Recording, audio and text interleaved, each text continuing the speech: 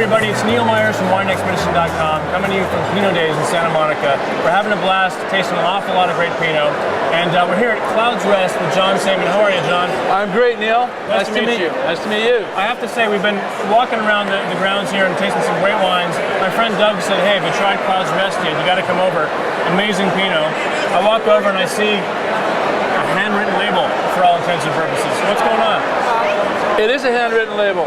That label was created by our general manager and myself, and that's a composite of handwriting, and the composition was designed to tell people that in this bottle is a handcrafted, sincerely loved and produced special bottle of wine that you can't really find anywhere else. This is homegrown, home-raised, homemade. It's not about coming up with a fancy label or a fancy logo. It's just about, hey, there's some great wine in this bottle. Year after year, that label only changes the year of the wine. It's grown on this same property. There's 10,500 vines of Pinot Noir on 1 3/4 acres of land. And the vines are 36 inches apart. I use my arm as a measure, and the rows are 36 inches apart. And it's on a steep, rocky hilltop on Sonoma Mountain in the Sonoma Coast AVA, facing the ocean with a western exposure, at 1,250 feet elevation, high up. And at night, we noticed years ago that the clouds form and come in, and they nestle in under the vineyard line, about 50 feet below the vineyard. They settle down, and we have this beautiful blanket of clouds there, and the vineyard sits above it, and so you get these cool nights, and in the daytime we have beautiful weather and lovely sun, and it's a great growing location for a Pinot Noir. And the vistas from the vineyard are San Francisco and across to the bay and all around the Mount Tam and so on. That's how high up we are, and that's what the vineyard faces. It's like a pretty nice place to be as often as possible. It is. Unfortunately, I have to be there all the time. So I don't know if there's anything unfortunate. Yeah, that's a good thing. This is a location physically that has 4 seasons. We have chill and frost and snow every year. Sure. We have a spring and a winter and fall. Yep. And so we grow gardenias there, we grow avocados there, we grow citrus there. I grew grapes there first. We have cherries, we have bougainvilleas growing there. These are all things that shouldn't be happening there. And what that taught me was this is a very special site.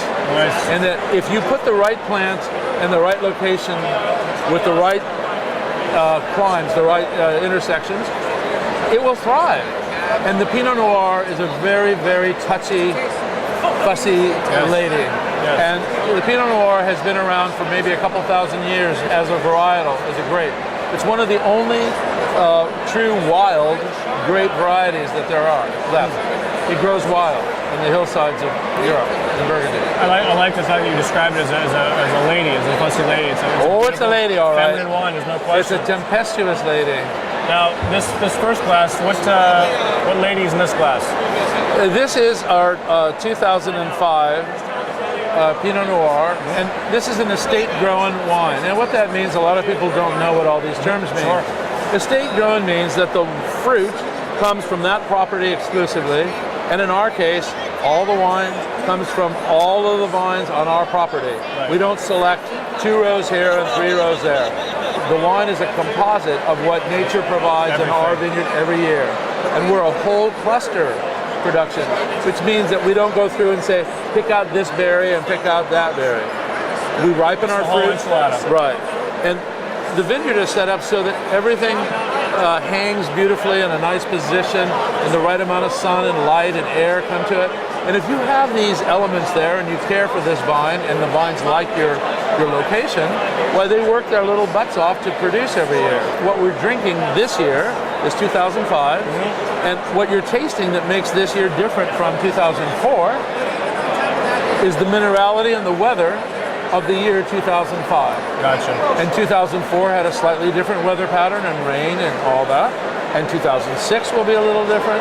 So if you can imagine this as a family of sisters here, they're all beautiful. I love that. They all have a little different temperament, personality. Sure. Some are a little witchy, some a little, and others are just caressingly beautiful.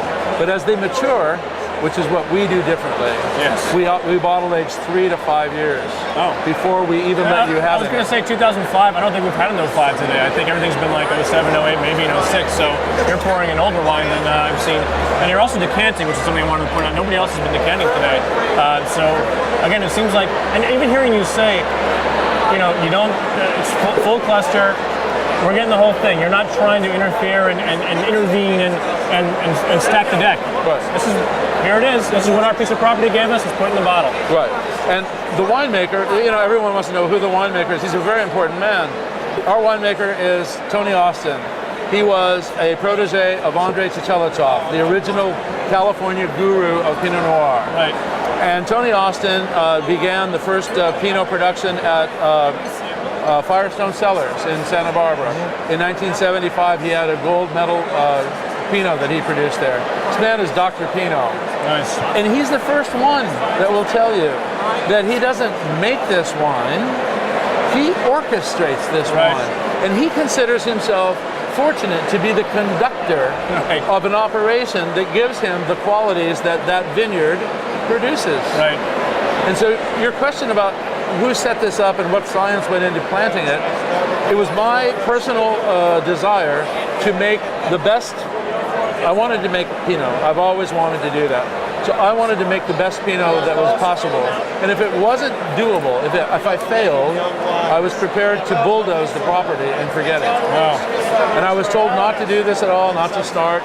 The Cundy family said, don't go there, it's too difficult, you won't make it. But what I found out was that, like I said earlier, if you give these plants the right, it just happened to be the right situation, okay? So they woke up in 2000 and they started to grow, and we've never looked backwards since.